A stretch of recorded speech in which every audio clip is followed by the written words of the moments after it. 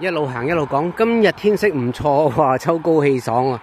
上一上八仙嶺嘅純陽峰直接上去啦，就唔行呢個一般嘅官方路線。我哋咧就喺呢個山寮站啊，搭 75K 嘅巴士啦，嚟到呢個山寮站，下一個站就係龍尾灘嘅。咁我哋嚟到呢度咧，倒行就係30米度啦，就喺山寮路嗰度咧就轉入去咯。我哋轉右一入嚟咧，呢個就係山寮路啦。你見到呢個牌後面咧，穿過去你咪見到八仙嶺啦。最右邊係仙姑峰啦，最左邊就係純陽峰。我哋係直接上純陽峰嘅，唔經其他嗰7個峰。咁喺呢條山寮路，我哋一直行入少少啊。山寮路行咗入嚟300米度啦。呢幾棵樹又幾靚，好啊，繼續行入去啊。我頭先係搭 75K 巴士入嚟嘅，其實你可以搭呢個 20C 嘅小巴入嚟嘅。20C 頭先我啱啱碰頭就撞到一架 20C 出翻去嘅，因為佢呢度有站嘅。20C 有陣時佢唔入嚟咧，佢就直接去咗大美督咯，咁都一樣。不過我哋有陣時中途站咧唔喺總站搭 20C 咧，係好難上車嘅。20C 好旺嘅一條嘅咁嘅小巴線，由汀角路轉入嚟山寮路，大約行咗500-600米度啦。嚟到呢個位啦，認住呢條燈柱啦，呢度右邊有一個紅色嘅呢啲消防喉位啦。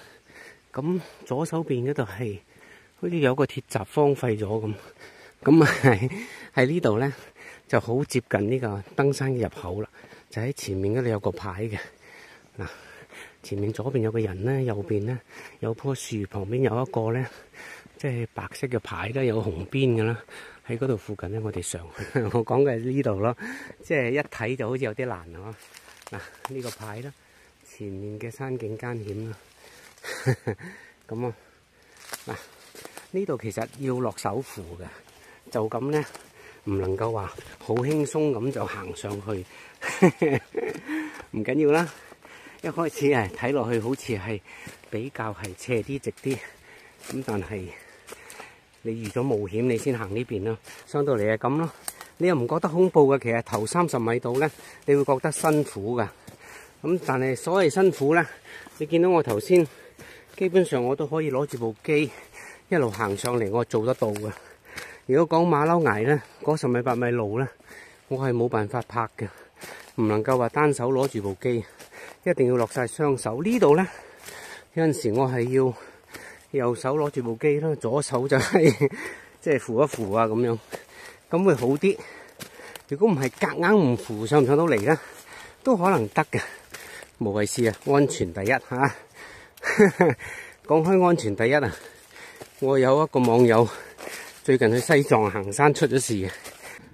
上咗呢個真正嘅山路，大約係8分鐘到啦。嚟到見到呢一碌柱，冇乜特別嘅。嚟到呢度都係海拔80幾米，即係圍起上嚟咧，你就以為可以上咗即係1/6、1/7咁啦。咁但係咧，其實嚟緊辛苦嘅路段咧都唔少嘅。咁亦都唯一好處就係而家唔係好熱咯。頭先講我嗰個網友咧，我就喺行雞公嶺嗰陣時認識嘅。咁佢啲係成日行山嘅人啦。咁佢行山拍片嘅 KOL 啦，不過佢做小紅書噶，佢唔係做 YouTube 啊，即係深圳人啊嘛。咁佢今次咧去西藏嘅岡仁波齊嘅，有冇聽過啊？係西藏啲人認為佢係一個神山啊嘛。岡仁波齊，佢係成個山6000幾米海拔嘅。咁佢其實未到6000幾米咧，海拔佢就已經係出事啊，4000米到啦。影翻張相過嚟咧，係口腫面腫啊，即係個頭水腫。唔係個個人都會咁，但係佢係咁咯。我呢個朋友喺西藏出事咧，其實有好多人都估唔到，覺得意想不到，因為佢係廿零歲僆仔啦，我哋叫做即係好好體能力量嘅，經常行山嘅。咁即係佢雖然話深圳人咧，但係佢行過晒香港啲高山嘅。你同佢講真邊度佢都去過。咁啊，深圳嗰啲又行完啦，咁好多地方佢都泰山啊、衡山啊、黃山啊，好多佢要去嘅地方佢都去咗。佢今次又去西藏，咁就早輪仲喺度問究竟買啲咩鞋咧，去即係咬雪地咧，咬得緊啲。咁即係上幾千米嘅高山咧，可能今次係第一次，佢未試過上到咁高嘅。咁可能以前咧上嗰啲1-2千米海拔嗰啲咧，係經常都會有嘅。咁就當然唔係我哋而家目前呢個咁小兒科啦，591海拔嘅純陽峰，即係我哋呢啲咁嘅山峰係唔會有高山症嘅，或者佢哋大陸叫做高反啦、高原反應，即係我哋冇嘅。呢啲實在太簡單啦，最多你係中暑嘅啫，熱得滯。大家面對嘅風險係唔同嘅。頭先講到我朋友咧，即係高原反應或者高山症，其實真係同你年紀啊、係咪身體健康啊、體能啊、力量啊嗰啲都冇乜關係，係睇唔出嘅。如果你未試過上比較高嘅地方咧，即係一起步就係2-3千米海拔咧，咁嗰啲就開始有危險啦。咁如果我哋而家呢啲山就當然冇危險啦，即係冇高反嘅危險啊。咁佢當時就唔驚，佢覺得自己身體好，我就同佢講咗個例子嘅，即係傾偈咁樣咧，我就話其實以前30零歲嘅許冠傑啊，佢身體好 fit 噶，大大隻隻，成日有操噶，即係嗰啲體能咧好好啊。咁你30零歲仲想點啫？係咪啊？咁好體能，身形又好，咁佢一樣咧，因為拍戲，即係尼泊爾啲高山度咧，亦都係佢哋叫高山症啊。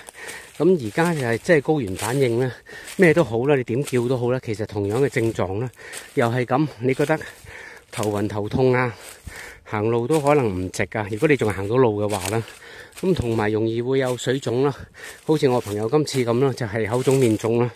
再嚴重啲就係腦水腫啊。如果腦水腫嘅話咧，就係危險啊，後遺症比較多啲。咁當時許冠傑翻嚟嗰陣時，啲新聞都有報道噶。咁你喺鏡頭度睇到佢，即係好似呆滯咁樣，即係完全反應唔到咁，係咁噶啦。因為佢影響咗你個腦啊嘛。當時自己一定知嘅，即係唔可能唔知嘅，因為你係好辛苦嘅，即係想嘔啊、頭暈頭痛啊、冇力啊、瞓又瞓唔着啊，咁即係好多嘢。咁你係一定知道自己出事，咁樣點解救啊？咁我唔知啊，我就唔會冒呢啲險啦。即係我覺得人生可以好多嘢可以去享受去玩，咁就唔使冒呢啲險嘅。但係如果你上網揾答案呢，佢話最快嘅解救方法就係下降你嘅高度咯，即係即刻落山。你落到300-500米海拔呢，就係即時呢，你會覺得好轉好多。我亦都唔搏啦，唔會上嗰啲咁嘅高山，因為高原反應根據啲資料顯示就係好多時同你心肺有關，咁亦都同遺傳有關。如果你以前試過高原反應咧，你再發生嘅機會亦都好大。所以有啲嘢唔使搏嘅，人生好多嘢噶嘛，使乜要咁樣去搏啫？有啲年紀大少少，好似我有朋友啦，一對夫婦啦，平時冇乜點行山，佢哋跟團去西藏啊。但係其實一去到拉薩啊，呢啲都唔係爬山嘅地方，都未開始。因為跟團咧，你諗住其實好悠遊啊嘛。但係咧，佢亦都唔係爬山團，但係咧佢就一落機咧就感到唔舒服，即係個太太感到唔舒服。咁個老公唯有就係陪佢，即係原機折返啦，即係叫做，即係其實幾慘下嘅。你唔好以為咧，就係我唔爬山冇事啊！你跟團好悠遊咧，諗住係搭飛機、搭車、搭船咧，點知你一落機就已經出事啦！喺拉薩，拉薩都係3000幾米海拔啫嘛。我由山寮路落車咧，嚟到而家咧用咗即係15分55，即係40分鐘啦。我用咗40分鐘咧，就係嚟到而家呢個海拔250米嘅水平啦。因為開始冇樹蔭啦，一路行緊上嚟咧都係有樹蔭嘅，唔覺得曬。我好快咧係要擔翻把遮啦，然後繼續行啦。咁啊嚟緊嗰個600米到嘅水平距離咧，就可以去到呢個純陽峰嘅山頂，但係攀升咧係300幾米。我而家其實講攀升高度只係行咗40%度嘅啫，即係仲有最艱辛嘅路程咧喺前面咯。呢一段係好金嘅，同埋好曬添。開翻把遮先再拍。嚟到呢度海拔接近係300米咯，咁環境真係唔錯嚇，藍天白雲嚇，你睇到嗰個船灣淡水湖大壩啦，前面馬鞍山啊，幾靚啊，遠山都幾清，好難得有咁嘅天氣嘅。28度氣温，唔算夏天嗰啲35、36度咁辛苦啊嘛。咁而家係容易少少嘅，不過呢段路咧擔遮有少困難。頭先我開一陣停一陣就擔唔到遮咁滯，個原因咧就係好多樹仔跨嚟跨去啊。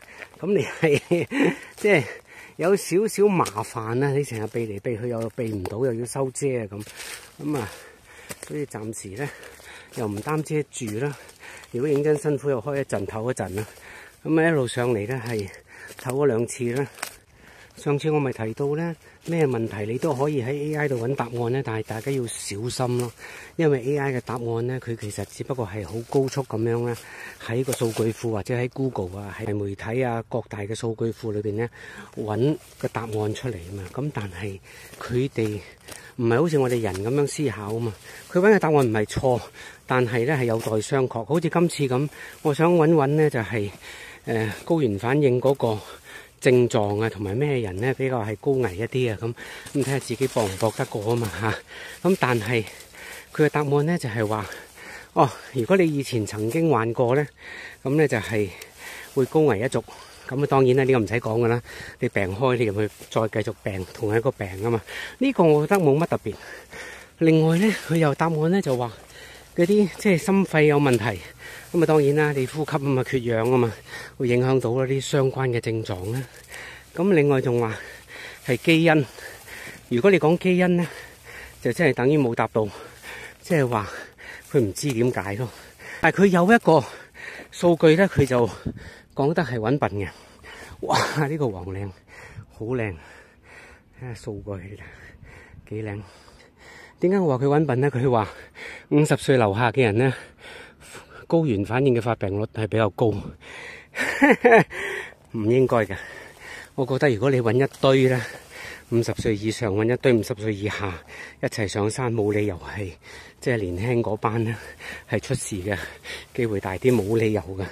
但係點解咧？我懷疑佢呢個數據好簡單，佢係將過往發病嘅人嘅數據組織咗一輪啊嘛。咁你好簡單喎，嗰啲如果年紀大，佢都夠膽繼續上高原嘅，上高山嘅。咁即係話其實佢有經驗，知道自己唔會發病啊嘛，佢有信心啊。但係你後生仔唔知啊嘛，咪諗住我體質幾好，咪照上咯。咁所以咧，其實咧喺佢個 database 個數據庫裏邊咧，大部分上高山嘅人咧都係50歲樓下啊嘛。50歲樓上就好似我呢啲咁啦，蛇龜啦，唔肯去啦，咁你咪冇數據咯。咁所以呢啲數據咧係受到佢本身嘅資料啊嘅局限性，有啲喘氣，好辛苦上到呢度，因為熱啊突然間，快啦，行多橛啦。嚟到呢度唞一唞先。你見到咧，而家個景又梗係好開揚，好靚啦，即係好難得啦。咁但係我啱啱行上嚟呢段咧，其實你有機會跌落去嗰個懸崖嗰度嘅。咁呢啲位咧係有啲碎石咧，係好跣下嘅，要好小心。咁我頭先就唔拍你一路行上嚟咧，我係落足雙手抓住啲石咯，即係穩陣嘅石咯。所以我覺得冇經驗嘅真係唔好行呢啲咯。我係今次第3次上嚟，但係第2次拍片啦。咁有啲咁嘅位咧，雖然你係覺得斜、覺得辛苦咧，但係都勉強可以拍到，就因為佢唔係好跣啦。跣嘅地方我都唔拍嘅，要雙手捉住。回頭望望喺右手邊，黃嶺掃翻落嚟，你見到慈山寺啦，嗰個觀音像。咁啊，跟住呢邊啲屋仔咧係嗰啲布心排村，呢邊係山寮啦，即係我啱啱上嚟嗰個位啊，即係其實係直上嚟嘅。